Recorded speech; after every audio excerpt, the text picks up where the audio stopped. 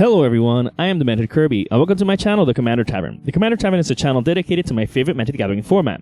Barkeep Upkeep returns for a second season. This time around, I'll be joined by Pedro Sequeira as the co-host, and we hope to bring about a lot of interesting conversations with potentially many guests from across the Commander sphere.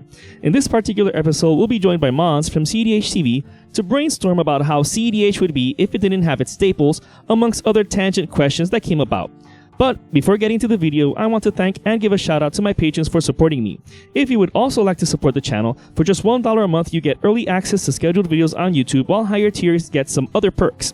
You can also support my channel for free by simply liking, subscribing, and sharing, which also helps out a lot. You can find all pertinent links down in the description. Alright, let's get back to the episode. Alright, so let me start by welcoming Mons and Pedro to the channel. Once again, it's been a while since I've had you guys on the Commander Tavern. I know we've all been busy with our own things. Yeah, I don't remember last time. I think that was the Cube draft. Yeah, when we drafted the Cube. Yeah. But nice. Nice for the invite. Always fun talking with you. Yes, thank you. And Pedro as well. You guys are my go-to people for the cEDH specter of things. I don't know if choosing me is not a mistake, but hey, I'm all over it. Well, you know, you're here, so thank you. Yes, so you're there. You're there. All right. So basically, I have Mons over. Obviously, Mons needs no introduction. He's if you're well versed in cEDH, you 100% know who Mons is over at cEDH TV. And Pedro, obviously, everybody knows also who Pedro Sequeira is. So I'm glad to have him on board also. So basically, I invited you guys over because I don't play cEDH, but curiously, most of the Commander content that I watch and I interact with is cEDH. And you guys aren't gonna take me to the dark side yet. But one of the things I notice is that a lot of people usually take jabs at cEDH players in the sense that, oh, being too competitive is against the spirit of the format, but that's something that I spoke about with Pedro in a different video. But from a technical point of view, one thing that really always catches my attention is that a lot of people claim that cEDH doesn't have a lot of variety, which is odd to me because, for example, Mons, as a cEDH player, he's always looking for ways to either evaluate new cards when they come out, if they're cEDH viable or not, or if there are cards that he feels will upset the meta and sort of, if everyone's playing this, then I'll play that, and then I'll win because it's against that person. But ironically, playing that way is also sort of admitting that there are more or less always the same plays. So I wondered, what would cEDH look like if we took most of the more popular or the staple cards and took them away? For example, if I challenged Mons, would you be able to build a cEDH deck without these staples? Would it still be a cEDH deck? Depends on how many staples you remove, because if you remove too much, you're going to change the format, and then the answer is always yes, because cEDH is nothing more than just competitive EDH. Exactly. And it's more like a mindset and a power level struggle. You don't stop because there's a budget reason. You go all the way to optimize your deck to the most potential. But if you would remove everything down to the limit where even Sol Ring would be banned, then it would still be possible to build cEDH, but the meta and the games would be so different. Yeah, I understand what you mean. For example, if with a cEDH mindset, you would be, okay, unlimited resources, whether I'm proxying or buying the cards. Why run Counterspell if I can run Mana Drain? It costs the same, it does the same. So don't run Counterspell when Mana Drain, things like that. So yeah, I understand that mindset. But for example, would you consider cEDH staples to be just fast mana, free counters, and things like that, or is there something else also that you would say, oh, this would be considered a cEDH staple if we look at something else?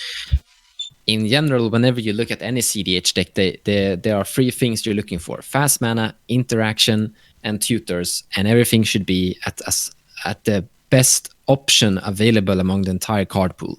So you just said it there. Mana Drain is much better than Counterspell, so you select Mana Drain over Counterspell. Yeah, and Pedro and henceforth. Exactly, yeah. So that's one of the most common things I noticed. But for example, when I've seen Pedro play, he also uses that in his advantage, but against his enemies. For example, Pedro, who's a well-versed stacks player, obviously he puts pieces that hinder those fast strategies. So for example, Pedro, what would you consider also that aspect of cEDH when you would be playing responses or dealing with the competitiveness, to put it that way, of the meta of always having tutors, responses, or the fastest plays possible? What else would you consider to be also an aspect of that cEDH mentality? I think even when I'm playing cEDH as a stacks player, I have to. The only thing that changes from my mentality to a non-stacks player, let's say a Turbo Naos player, is that the non-fast mana cards that I choose and the non-tutor cards that I choose are different, and they are specifically built to combat certain mindsets and certain deck building, really. So in a way, even if I were to remove those staples, if I didn't have them, I would also struggle in making a cEDH deck. There's always like facets that if you remove them, or if you yourself decide not to play them, you're just setting yourself back in cEDH. Whereas, as Mons said, if you ban them outright, what I think would happen is people would move to the next wave of the best possible cards, and then from there, I would personally move for the best ways to combat the new best decks.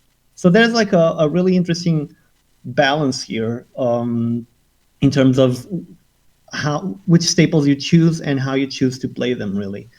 And there's also other staples that we're not necessarily discussing, and I don't know if it's worth discussing or not, which are commander-specific staples. Yeah, I understand what you mean. For example, because if we mention all the fast mana, Lotus, Petal, Dark Ritual, High Tide, right, all those staples, all the legal moxes, and all the more efficient responses, right? You have your Pact of Negation, you have your Deadly Rollick, Deflecting Swap. But it's interesting because some of the decks that are cEDH viable, they're not always blue, black, and green decks. Like Godo is mono red, and that's cEDH commander, and it's a really it's a top tier deck if I'm not mistaken, right? Hard to say what is in the top tier. You're gonna have different people's opinion saying different things regarding that question. But there are gonna be people that are saying Godo is top tier. Yeah, but he is definitely a cEDH deck. Like I've seen him in many games and win. Yes. Right? But Godo is in that spectrum of decks that they are always good to bring to a tournament, because even though you know what to expect for them, they can play at different speeds. Yeah, that's the cool thing about Godo. You can go really fast. It's less all in than it looks like from an outside perspective. It has some interesting interaction and pieces, and it has the thing that you're looking for, which is you're just playing mono red, so you're getting stripped of all these staples, and you have to consider which new cards do you replace them, or which new effects or which similar effects you want to make sure that the deck can still run with, interact with, and play against the other top tier decks. So Godo is actually a really good example. Yeah, because I mentioned Godo because when I see players use Godo obviously he's a tutor in the command zone, so he checks off the box for tutoring, and he's half of an insta-win combo basically. But Godo still needs your rituals, which is pretty much your cheap mana. It still needs your responses. Godo Red also does run some stacks effects like Blood Moon and all of that. So that's also in part the balance, Pedro, that you mentioned earlier about how what you can't play from one end, you try and get things from the other end to then be able to like be at the same kind of table as maybe Thrasios and Tymna or some other deck like that. Tevesh, Crom. I think Godo doesn't run Blood Moon. I don't know if this detail it matters or not. I'm not sure. I don't know the list by memory, but I know it runs. It varies. Yeah, it varies just in and out. Yeah, but I know it often runs Pyroclasm effects for possibly Hate Bears or other value engines that stops him from going off. There's a typical thing in Magic, regardless of whatever format it is, that there's never a deck that is ever finished. Every deck will always have cards going in and out depending on how your opponents are playing as well. So Pyroclast, not Pyroclast, Blood Moon, not Blood Moon. It just depends on how Godo believes it is the best to be at the moment. But that could change tomorrow. Exactly. It's like when Theros came out with Thassa's Oracle. Once Thassa's Oracle came out, in a vacuum, Thassa's Oracle is not necessarily that powerful, but it pretty much costs Flash to be banned. And you can still win with Thassa's Oracle, but it's not as consistent as before, right? Without Flash. There was a lot of different other reasons people wanted to ban Flash. One of them was that you could win in instant speed whenever you wanted to, and that's created some very annoying situations and things. People found that to be OP and such. So it wasn't just only Thassa's, so to say. Yeah. The instant speed was the thing that pushed the Flash the most.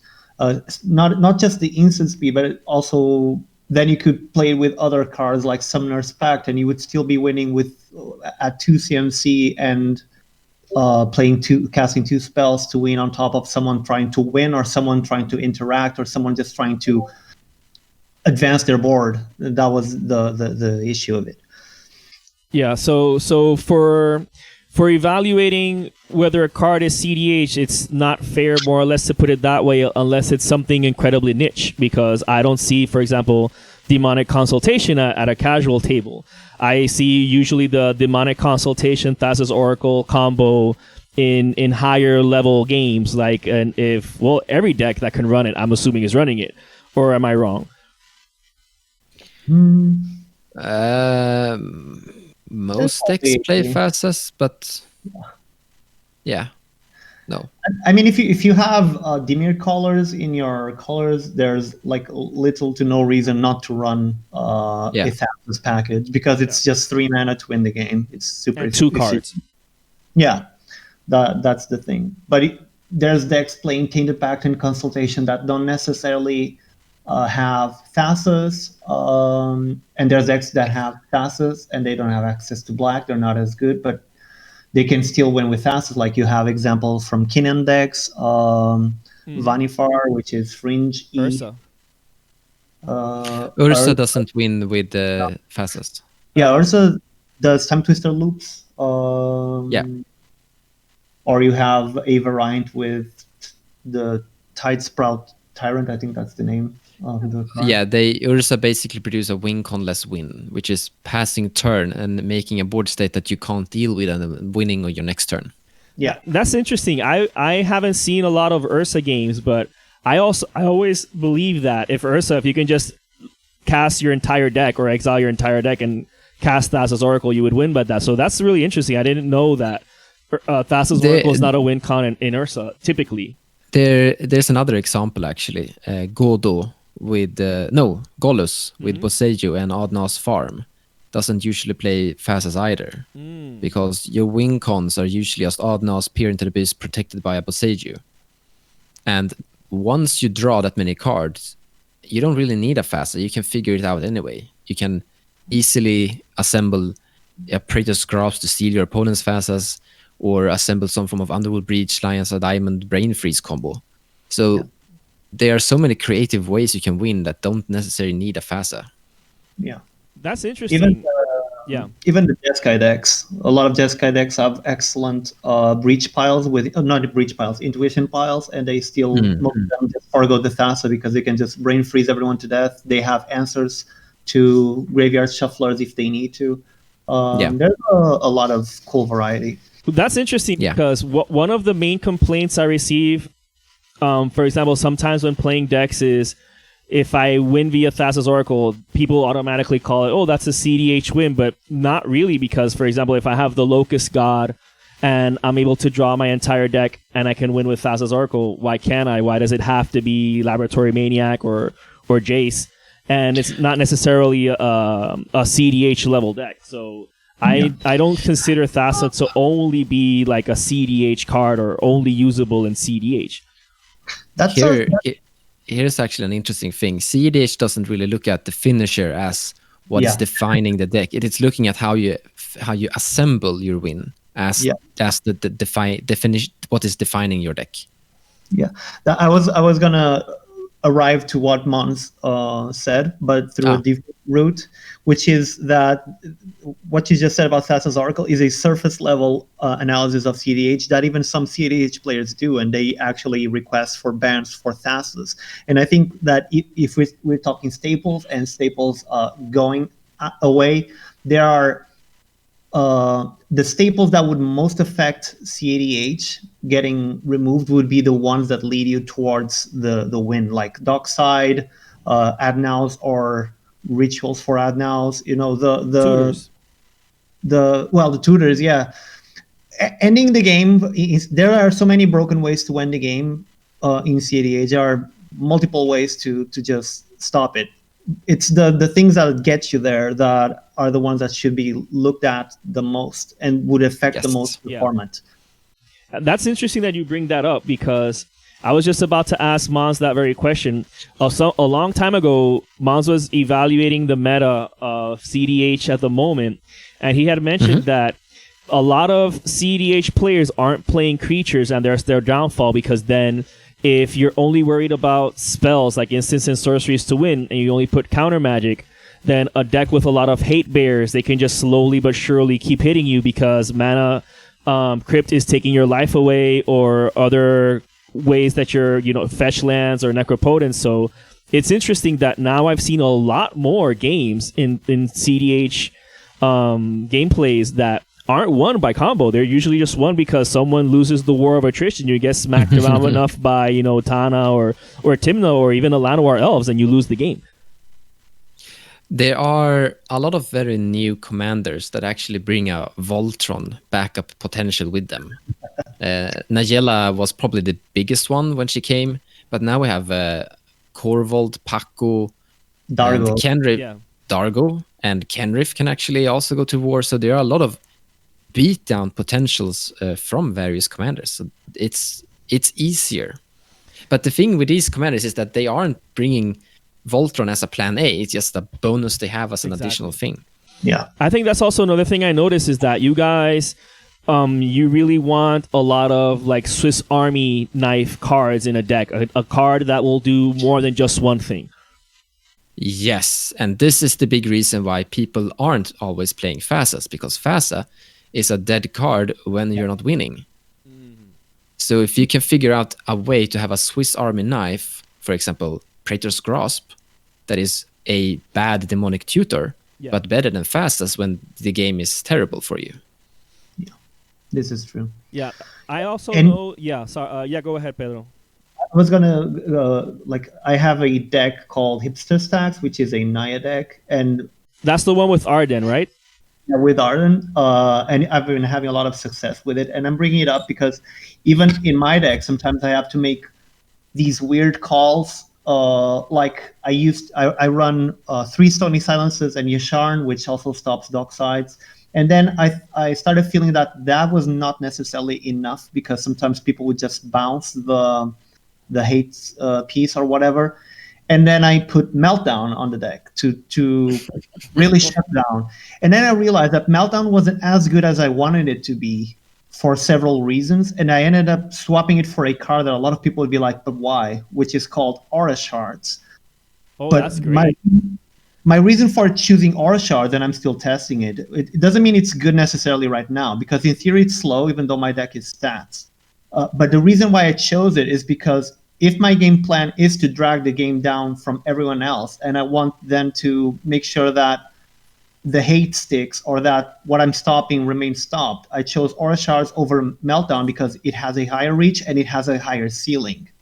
And these are some options that as a cEDH player you have to make. Not necessarily Meltdown into Aura Shards, which is probably something a lot of people will question, but sometimes you have to decide whether you want another ritual effect, or if you're going to have another balance effect because you keep running against stacks. And you have to make all these balance options that in Flash era, they weren't as open as they are now. And that's a good point, because Aura shards, for example, if you're just running Meltdown to deal with treasures, it's more niche than Aura shards because Tana's making the sapperling. So in the command zone, you have a way to basically trigger Aura shards, and Aura shards can also get rid of other stacks pieces that are against you.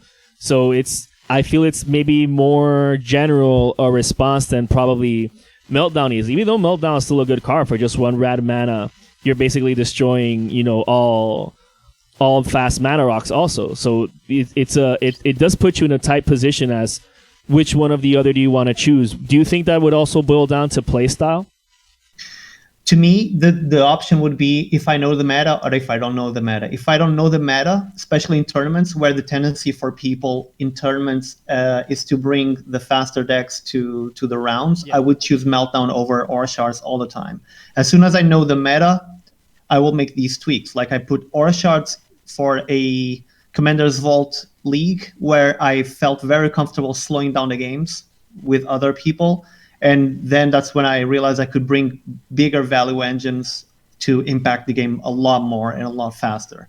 But into a blind meta, I would never do this. I would always go for the optimal options for everything the best I could. Yeah, which is basically the spirit of being a competitive Commander player. Yeah. And what about, because I know a lot of people, and this is the butt of every joke, that mono. There's always a balance. There's always decisions you have to make for everything, even in terms of staples. Yeah, because I was just about to ask for a card like Heliod, the one that combos with Walking Ballista. I think Heliod's Sun Crown. Pedro, you had mentioned that he topped in a tournament some time ago, right? He topped in 2 tournaments. One of them was the top 4 that he got. I forgot the name of the player. I'm really bad with names, but he's a very consistent player. The win was the top 4 both times was attributed to the player, not as much as to the deck as a reaction from the people.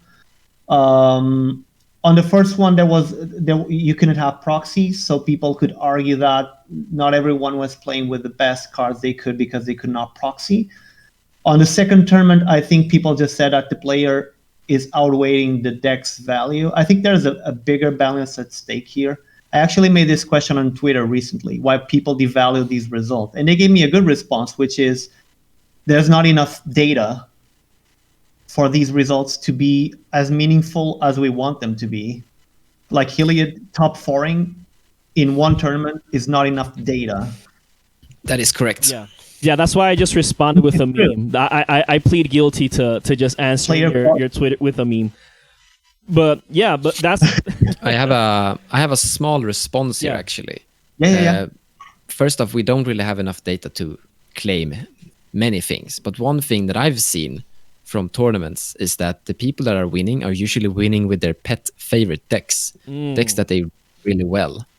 And this Heliod player, which I think is Mike, knows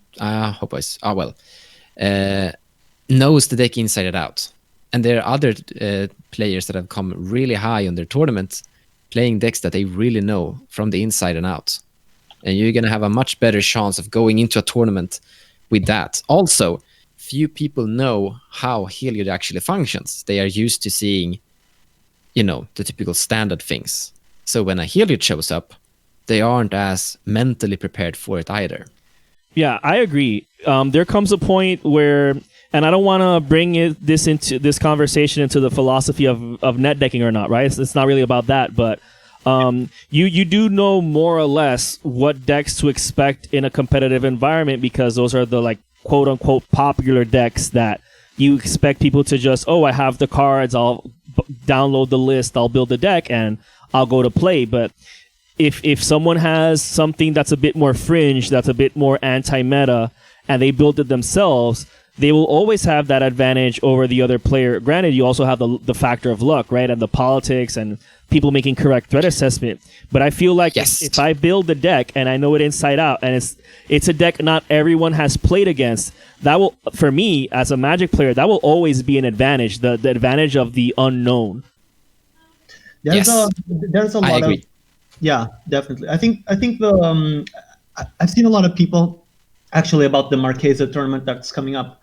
a lot of people showing discomfort when they mention that they don't like going against decks they don't know, because it's really hard to threat assess when you don't know how close the deck is to winning, whether a card that they are casting is more dangerous than it seems at first. And this is another interesting spin that you can bring to your decks when you forgo a staple. Like, I like to play a couple of planeswalkers in each of my decks, because cEDH players have this really weird habit of forgetting to attack planeswalkers or forgetting to attack in general. Exactly. Yeah. Or sometimes they just look at my deck and they go, Naya, whatever. And I had the both reactions, actually. Like, it's very extreme with my deck, where people either altogether ignore it, or I get like attacks and probe by 2 players just because they're like, I don't know what to expect. I want to be afraid or whatever, or have people pressuring my left total with Dargo because they just expect meaner stuff. So it's really interesting when you start tweaking with stuff. Yeah, Mons, it also, in your experience, because you have played with a lot of different fringe decks, do you feel that you are targeted more when you play a more recognized commander than when you play a least recognized commander?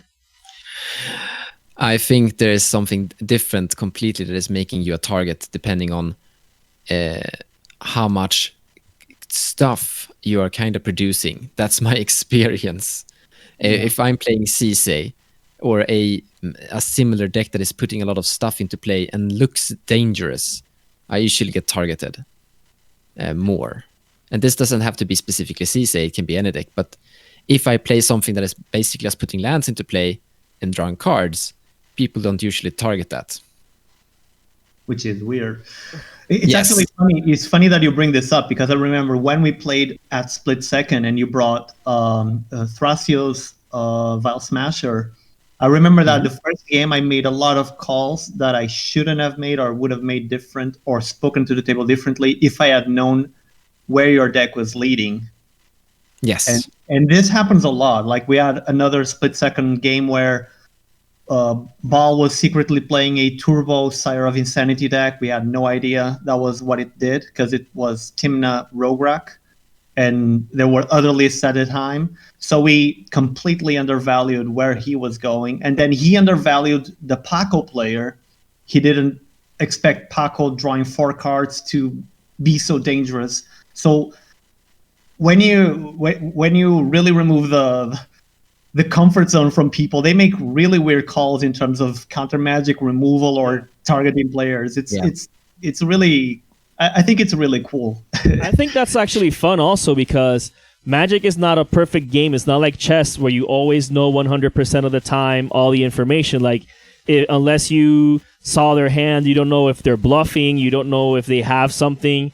You don't know what the deck does necessarily because of the colors. Like, if I'm playing some Sultai commander, whatever it is, it might have what you could expect. It might not, if I want to troll or be anti-meta or not. But I think that playing outside of the comfort zone is very fun. But I also feel that sort of separates also the caliber of player, in a sense where how ready are you to deal with not only threats you know, but also threats you don't know. Because I don't like targeting people right off the gate, at least from the moment. Like, maybe I'll see a TNT deck in a game, and I always assume that's the first player that's going to get targeted because of how infamous, right, Thrasios and Timna is. And sometimes they're not, and sometimes they don't win. So it's always interesting to me that all of these misconceptions are just that. They're exaggerations. Like, I don't really see a pattern in how players behave and respond to, like, a popular deck or not. Because if I ask you guys, name 5 cEDH decks off the top of your head, you're probably going to give me 5 different answers. I can actually give you an example of a deck that I think receives a lot of target hate, even though maybe it shouldn't. And I think, Pinheiro, you might agree here. Tevesh. Have you seen people attack Tevesh quite often? Yeah. Now here's the thing. Tevesh draws cards. That's good. But the thing people are often freaked out about is that he could eventually ulti. And when he does, he wins, kinda. Even in cEDH, that's like you're winning if you steal all commanders. Especially with the many partner commands that run around. Mm-hmm. He's definitely targeted in like even in non-competitive metas for sure. Yeah. I can imagine that. But I've seen people get scared about Tevesh. Like, oh no, he's gonna ulti, we're gonna lose. Even though that never actually happens. Yeah, I think the scarier thing about Tevesh is the drawing. I don't know why people freak out so much about the drawing. Like if he's drawing 2 cards every turn, it's a lot scarier than taking our commanders in a billion turns. Well, the drawing card is a good reason to attack and kill it as fast as you can. Yeah. But sometimes the games, suddenly Tevesh makes blockers. He's good at actually defending himself. Yeah, 2 of them. Yes. So there are scenarios where, wait, we can't really kill Tevesh in time. It actually might happen. That is very scary sometimes. One of those. Yep, but if you were playing Tevesh, would you ultimate him if he survived long enough to have the counters? Or would you keep using him for value? That is actually a 100% yes, because you regain him. Mm-hmm. The thing is, you when you ult him, you get him on your command zone, and if there's any commander you don't care about, like it's not a build around commander. Let's imagine breaches, like you have Malkin and breaches, and someone is playing Malkin and breaches. I mean, sure, you could draw more cards, but you could just sacrifice him and draw 3 cards off of Tevesh the next time you play Tevesh. So there's no reason to ultimate him at all. No. Here's the thing. If you want Tevesh to be at 10, never 11, because if you ultimate him, he will go back to the command zone and bring himself into play. Oh, that's the other thing, yeah. So then you can that is why there's the fear of Tevesh ultimating, because he can ultimate and come back. So I think that maybe that threat assessment of always attacking him out of the fear for ultimating, I think that's at least understandable. When I had my I had a boxing league, and one of the players in the boxing league, he had Tevesh and Dargo. That was the commanders he was building. He would always get targeted from the get-go. Like no one would let Tevesh stay at all. And it's like, okay, but then Dargo is killing everybody else. So like at the same time, you have to do a little bit more threat assessment as to what to do depending on the situation. Because maybe Tevesh at 2 loyalty is not as dangerous as maybe using your removal piece on Dargo. I think. You go. I was just going to say, I think attacking Tevesh might not always be the best. The best. There are more variables at play besides just Tevesh, and sometimes attacking Tevesh is not even efficient in terms of what you're doing in board. It really depends on other stuff, like does your commander have triggers? Does it have on connect triggers? They have a name. When they deal combat damage to a player, are you actually losing stuff if you attack Tevesh? You need to balance, like they have a bigger blocker than just a throw. There's more things to balance, and sometimes you have to deal with Tevesh in other ways, like bouncing him or destroying him directly, and not just sending your stuff mindlessly at Tevesh. Mm-hmm. So in general, right? Because I don't want to like generalize, but to summarize, right? Not to generalize. Mm-hmm. You guys would you guys agree that then cEDH is not one or the other, like a lot of finger pointers do. cEDH is actually a combination of playing the most efficient cards possible, but at the same time, the strategies involved, because if you put every staple together, that's not going to make a good deck. Well, many decks contain purely staples, so to say. But there are decks that, for example, Kess can fill a deck with like 100% staples almost. Yeah. Well, Kess is in the colors where most of the staples are also. You have green as well, that also has a lot of staples in it. But white is the one that is lacking things. Poor white. Never gets good. But the difference would be in the commander itself, then, right? Yes.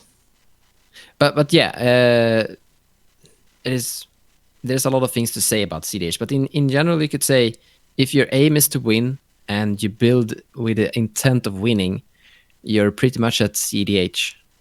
And if your aim is to bring it to the best level, power level you can find, then it's probably cEDH. Yes. Yeah. So an easier decision would be to immediately determine, okay, this card is not cEDH, than to see if the card might or might not be cEDH. Could you re-explain that? Sorry, I didn't quite understand what you meant. For example, Sorry. Lightning Bolt is a card that most players would not put in a commander deck, but I would put Lightning Bolt in a cEDH deck because it's basically a most hate bears die to Lightning Bolt. It is a card cEDH player from time to time consider having in their deck. Yes, definitely. Yeah. So that was more or less the question. So sorry if I didn't express it well, but no. Okay. In the sense that maybe a card some player might say, oh yeah, this is not cEDH, but then it might be cEDH. It all depends on how you use it in your deck, because it's essentially a 1 mana kill any creature almost in the format. It also depends the colors you're playing. Like if you're mono red, Lightning Bolt will has a higher likelihood of entering your deck than a 5-color deck where you have Assassin's Trophy and Abrupt Decay to deal with a lot of this stuff. You even have, I think, there's some Plowshare. Yeah, Swords to Plowshares. There are even some Godo and Burgi decks that I see that play a I don't know how much mana it costs. It deals 3 damage, I think, to either any target or just creature, but you can sacrifice a mountain instead of instead of paying for the mana cost. Thunderclap, I think it's. Yeah, Thunderclap, exactly. So there's a lot of options like that. That it really depends on the deck, and that's the interesting part. You need to look at the colors to really see what the staples may or may not be, and if you have to widen your scope. Like Mono Red plays Mox Salvage a lot. You even have Kraken Sakashima, which has a lot of interesting options because they cost. You have a lot of cards that can cost 0 mana, and then Kraken Sakashima can just abuse them over and over again. Yeah. Orvar is also competitive and also has a lot of really weird cards that people might not think would have been competitive. Yesterday, I even saw Scoots play he was on a Dargo deck, and he played a card from Kaldheim, which is something like Anger of the Giant or whatever. I don't know. It's 2 mana. It gives +2/+2 to target giant, and when it deals combat damage to a player, you exile the top cards from your library equal to the damage you dealt, and you can cast them or play them until end of turn. So Dargo draws you 9 cards for 2, basically. Yeah, because Dargo's a giant. One thing we should actually mention here is that they are cEDH players that have been around for quite a while, and eventually you get tired of some of these overly played decks that you want to start to experiment with strange things. Yeah. So whenever you see one of us, regular cEDH player, play something that is a little bit different, you shouldn't always look at that and say, he's playing this, therefore it must be cEDH. Because sometimes we're just yanking out and trying strange things for fun or experimenting. Yeah. Yes. Yeah. That's another thing. There are a lot of... Yeah. Yeah? Yeah, go ahead. Yeah. There's a lot of games in my stream. Also a valuable and valid way of exploring the... Yes. Yeah, But everything... go ahead, Mons. I was just going to say, everything I play on stream isn't like... figured out perfect cEDH. It's a lot of experimentation there. Yeah, that's what I was about to mention also. Not necessarily that you reveal the secrets of your recipes, right, or how you evaluate cards, but usually when you make these reviews, you always more or less look for like the same points, right, which is it efficiently costed? Is it sufficiently fast? Is it anti-meta, or will it help another deck? And I think those are good ways of, and if it does multiple things, if it's not just a dead card, would you agree that that's a good way to more or less evaluate a card in terms of competitiveness? I think so, if I understood you correctly. But yeah, I mean, if that card will see some play inside a form of commander, then yes, that is a card viable for cEDH, you could say. For example, if they print a new card that will upgrade Godo, then that is a cEDH viable card, even though Godo is the only commander that will benefit from it. Yes, it's like the Orvar example Pedro mentioned. Yeah. Right. So, and what about playing, for example? Because I know on your channel and your stream, you do like to experiment every now and again, right? You pull out Sisei when you need to put respect into people. But for example, when you experiment, because I saw that you were playing the Night Fairy the other day. I haven't had the time to watch the full video. Is that an experiment that you've been working on for some time? No, I thought it was kind of bad when I first saw it, so I didn't really care. Then I played against it, and shout out to Jinja for bringing it. And I got like, wait, there's some potential here. So I decided to build it myself, and I gotta say, I kind of like it. There's definitely potential. I don't think it's like... Sorry? Is that Nimris, the Flash? Yeah, Nimris, yeah. Yeah. When I was seeing the card, I thought it was such trash until you put out the video, and I'm like, oh wait, maybe I was completely wrong. It has a place in the format. It can do wonders, but it's not like the best deck you could possibly consider. This is a cool thing to speak about when we're speaking about staples, actually, because Tevesh was the same thing. When Tevesh came out, a lot of people completely disregarded him as a card for cEDH.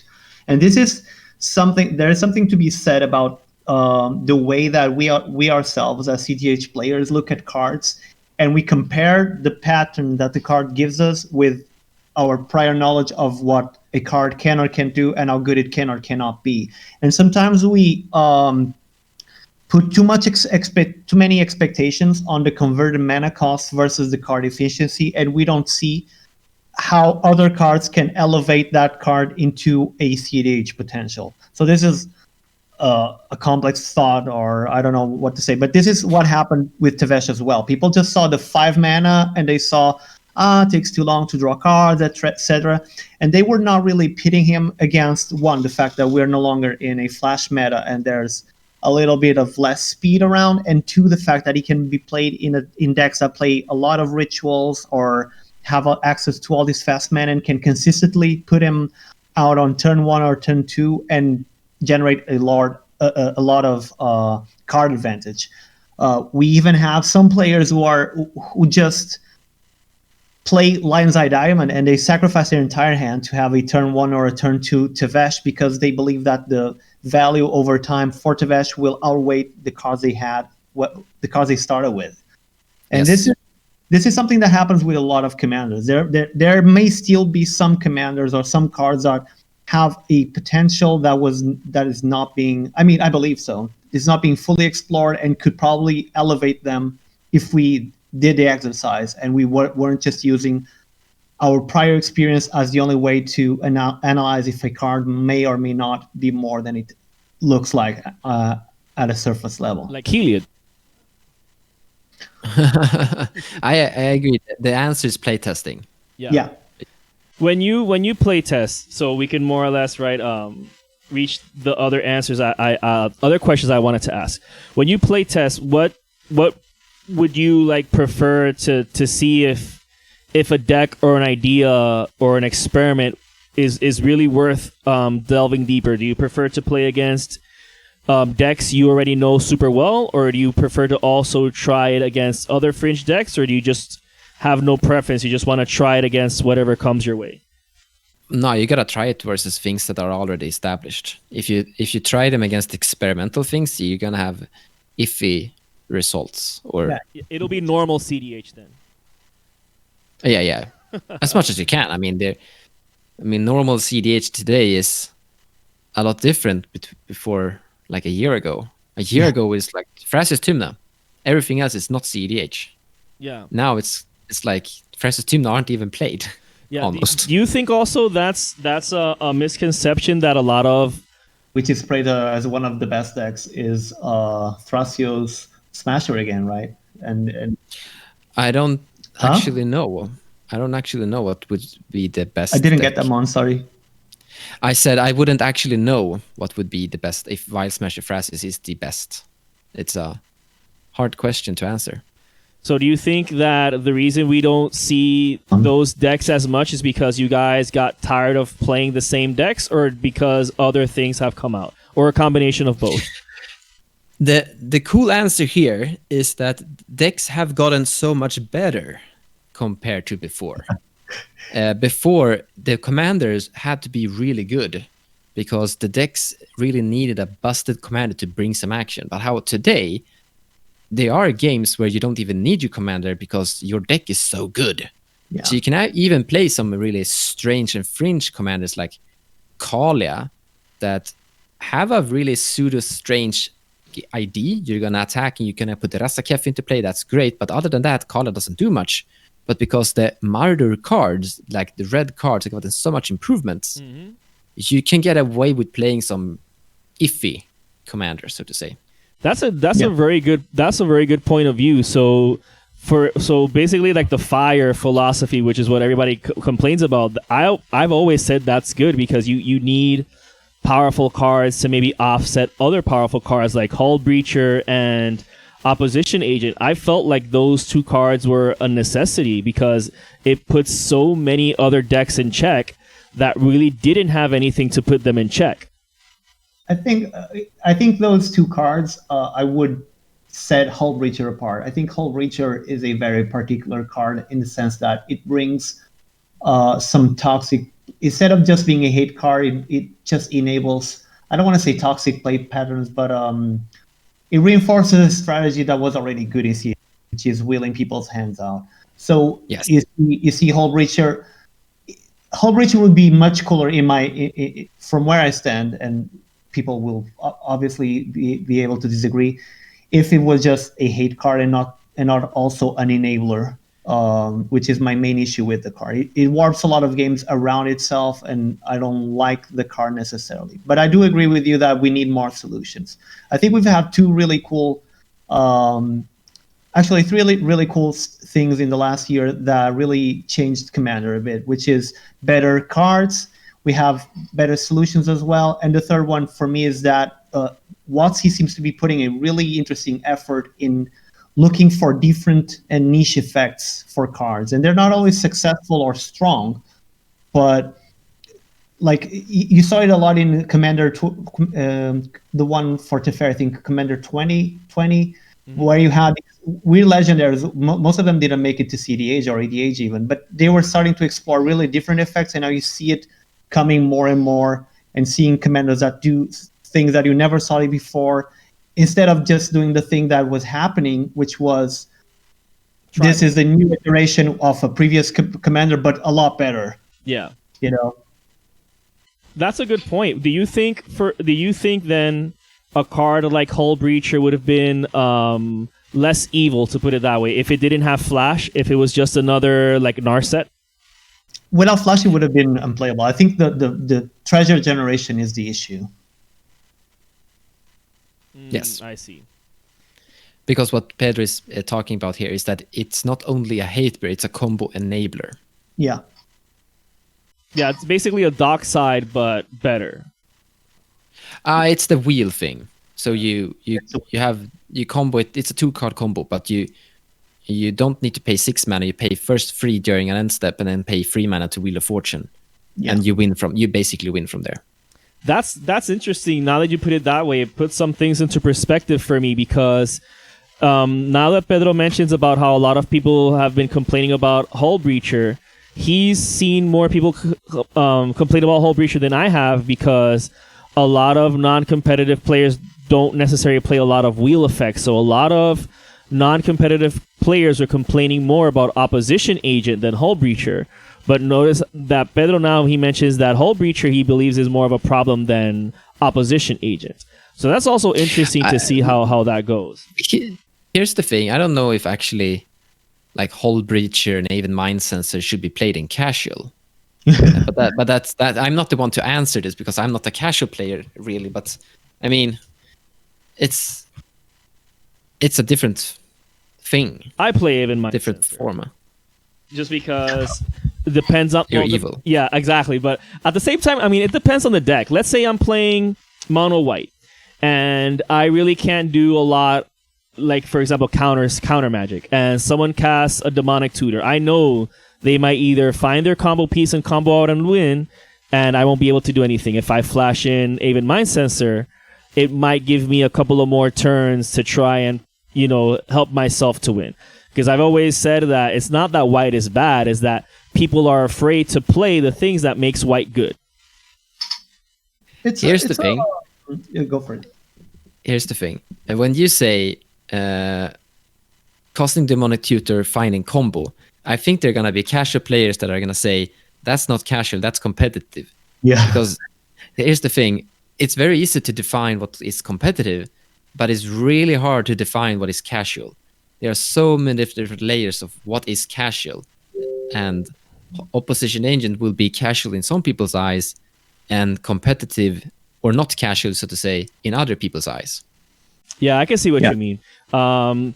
Coincidentally, I haven't really like lowered down the power level of my decks that I have now, which aren't competitive, but they're also not like purely casual. Well, a couple of them are. But I found that I just took out a lot of tutors. For example, a lot of recent sets, I saw a lot of really good cards that I liked. It was so hard to make cuts. And I said, you know what? I'll cut Vampiric Tutor. I'll cut Demonic Tutor. I'll cut Enlightened Tutor. I'll cut Mystical Tutor. And the deck is still powerful, but it's not as consistent. So I think maybe, not to go too far into a tangent, but I think maybe consistency is also one of the main fortes of competitive EDH then. Yeah. Yes. And that's why the cards are staples, because they consistently perform at a certain level, or almost consistently. Exactly. So it's not necessarily that tutors... I'm laughing because I'm remembering the infamous article that came out recently. So it's not necessarily that tutors are bad, but it's that it depends on what you want to do with them. Because I can't just put Demonic Tutor or Vampiric Tutor in a vacuum and say, oh, that's cEDH. No, it depends, right? You can use it casually if you want to. I heard someone talking about, I had a deck that went Flash into, instead of Hulk, what's the name? Crater Hoof Behemoth? Yeah. And he made an overrun instead? Yeah. So that's that's fun. That's fun. Yeah, I used to use Flash if I had an Enchantress deck. I would just flash in Academy Rector, and I would get like a free like janky thing like Doubling Season or something like that. So... yeah, I think it all depends on the purpose. But yeah, you made a really good point. I think that one of those defining characteristics of competitive Commander is that it's very easy to define. Like you can ask almost anyone who plays it or has played it long enough, and they'll pretty much tell you the same thing. But heaven forbid I ask like a casual player what makes something casual, and they usually like go to some civil war over like the spirit of the format or the purity of the format or some other, I don't want to throw too many people under the bus or get too much hate, but they feel really strongly about it, and it's differing opinions, but it's still, to me, it's still the same format. Like, I know you guys call it cEDH, but to me, it's still Commander. Like, I don't think there's a division between what you guys play, what I play, what other more casual players than me play. I think it's about what you can expect. So if I sit down on a table and I say, okay, more or less what power level you guys want to play or what experience do you want, if I sat down with you guys to play and you wanted to play competitively, you would say cEDH.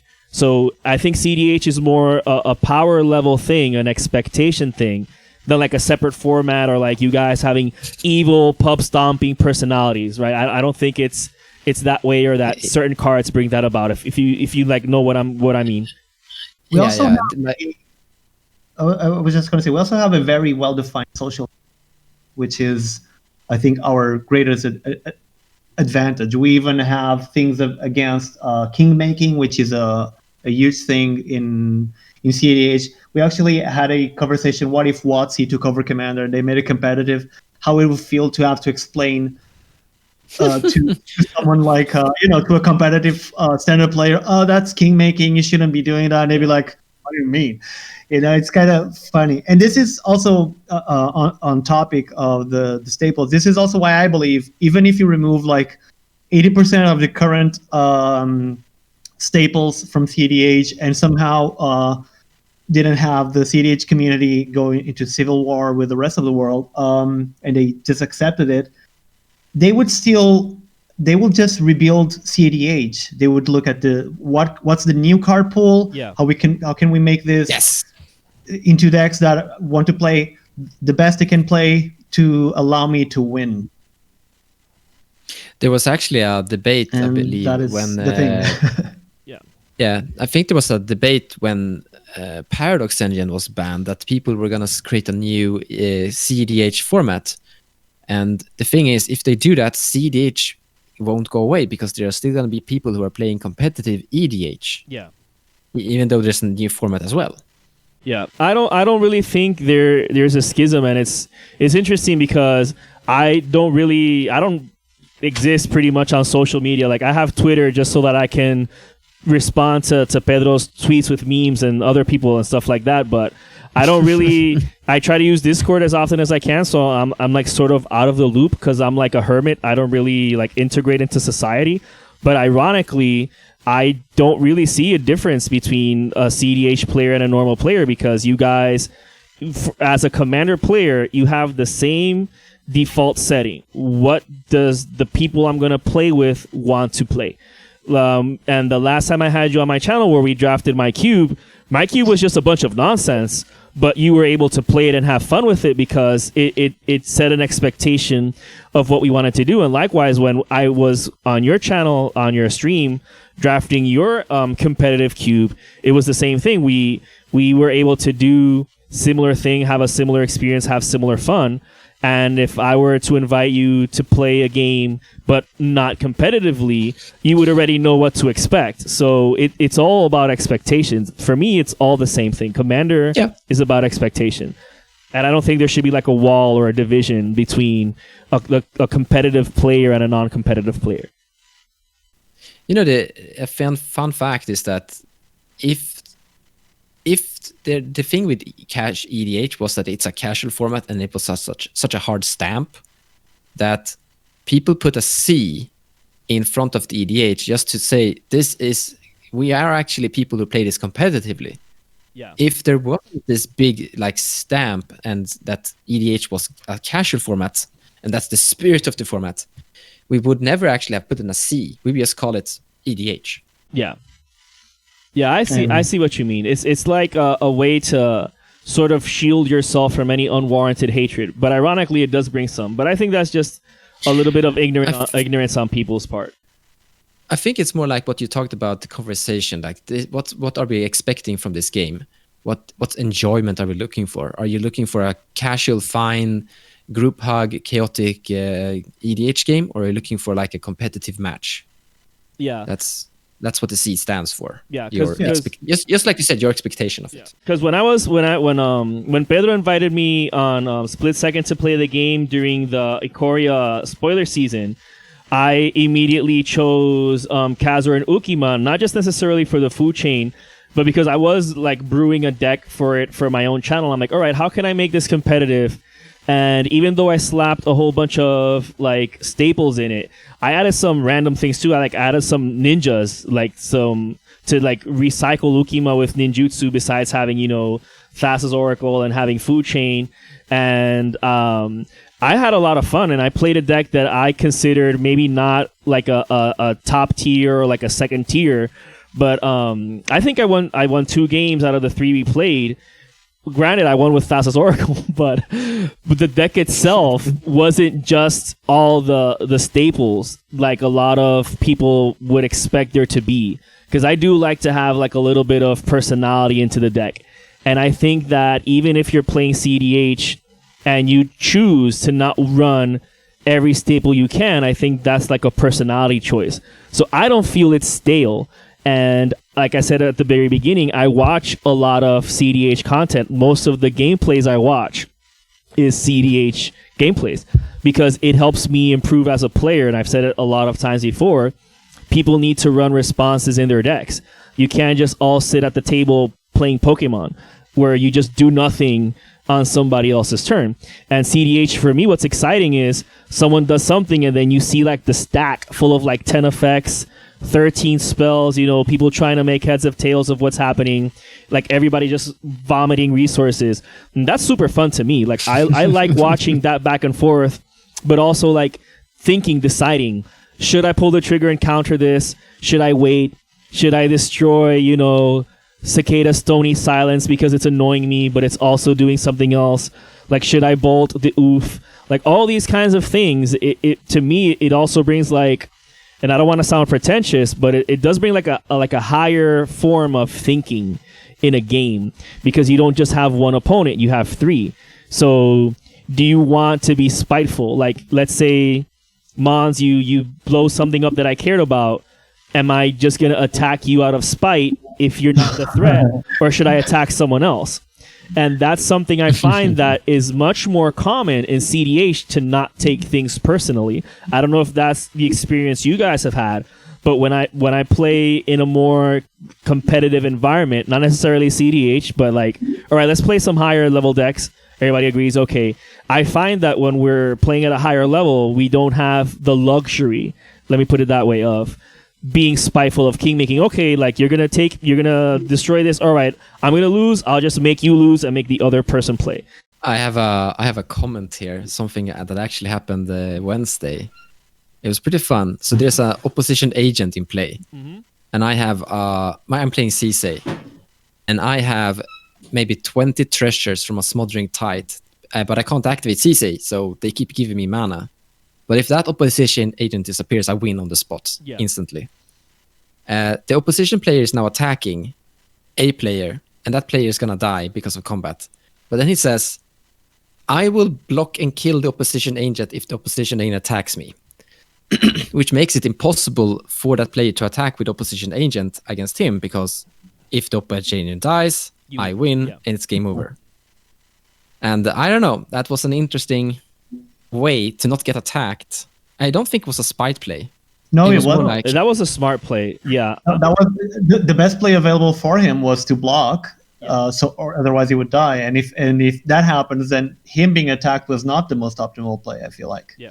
One thing I wanted to say, and I forgot before the last my last commentary is one thing that I've noticed a lot on YouTube is that we have a lot of Split Second would get a lot of non-cEDH player viewers, and you would have mostly two profiles of viewers: the ones who would comment on the voyage and the ones who would comment at where you arrived. And the where you arrived comments were usually really negative when it was a win con that they had already seen. We had a lot of people complain about fastest Oracle wins, even though it was a really low percentual rate, or breach loops. Whereas you had the players who would enjoy the voyage, and I think that this is what separates sometimes the cEDH from the EDH players, even when they're looking at cEDH, is that we can appreciate the entire voyage, and the way it ends is it's really whatever, you know. I actually have I agree. I absolutely agree. The voyage is what makes it the gameplay entertaining. But the thing with, like, all of us are content creators. We make videos and we entertain people with Magic here. Yeah. The thing you need to always bring is new stuff and new entertainment. And this is true for every form of entertainment industry. You can't come and perform the same magic trick over and over. You will bore people to death.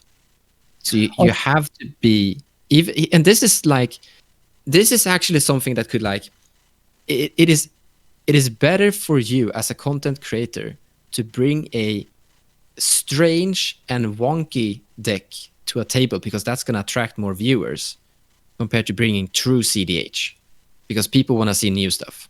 I totally agree. That's why the people I follow, right, like yourselves, is because it's always something different. I'm not always seeing Kenrith. I'm not always seeing Najila. It's okay if one player maybe brings it every once in a while, but there's always something different to see. And that's something I like, because I want to see what different players and different minds can do, because that to me is the entertainment. If someone wins out of the bat with Thassa's Oracle, okay, maybe that was their win con, but what did they do during the match? Like, was there a lot of attacking or or combos or Yes. or interaction? Like, was it entertaining to see? Because games have to end.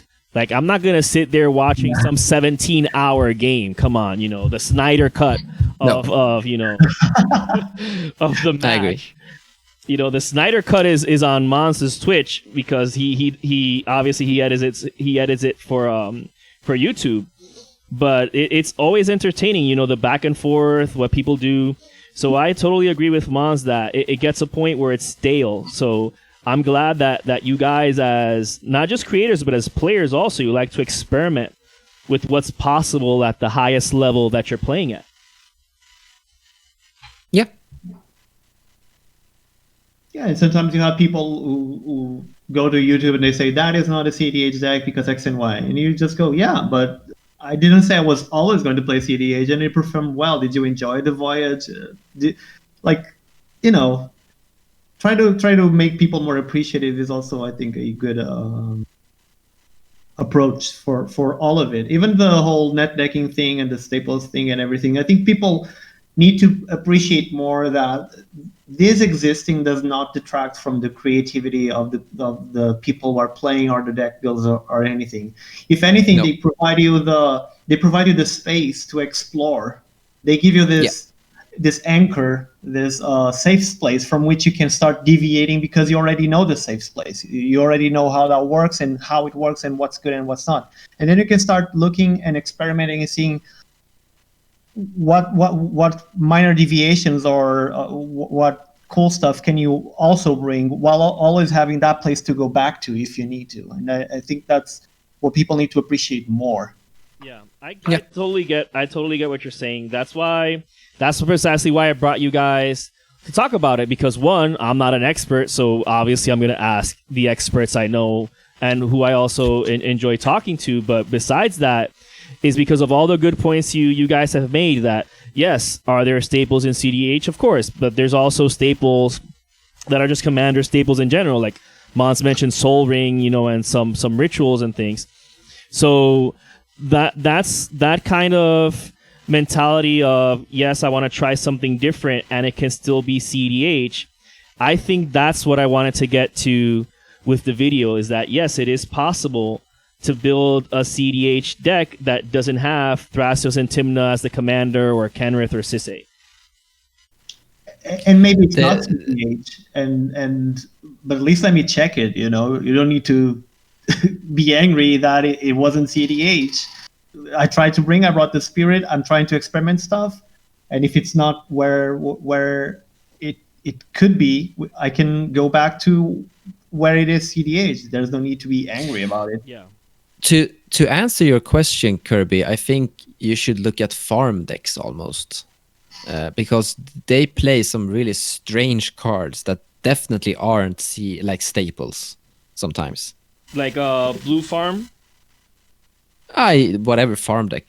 There are so many different variations of farm decks now, and they play strange rituals. They try strange combination of how they're gonna perform their Oddnos, storm winning.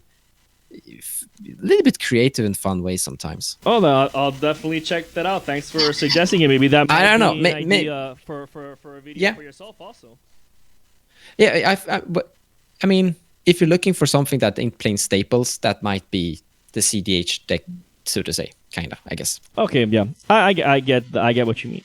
All right, so again, thank you guys for coming over. I don't want to go through too many tangents, right? Because we basically touched on too many topics for just for one video, but I think those are good topics to discuss nonetheless in the future. But yeah, I think we can all agree that cEDH is well defined enough where you can have consistency and speed and interaction and all those things. So I think that if it checks some marks and you see it well enough, then it can be a staple, obviously. And the format not the format, but the competitiveness will still exist, even if you restrict yourself a bit from running all of the staples.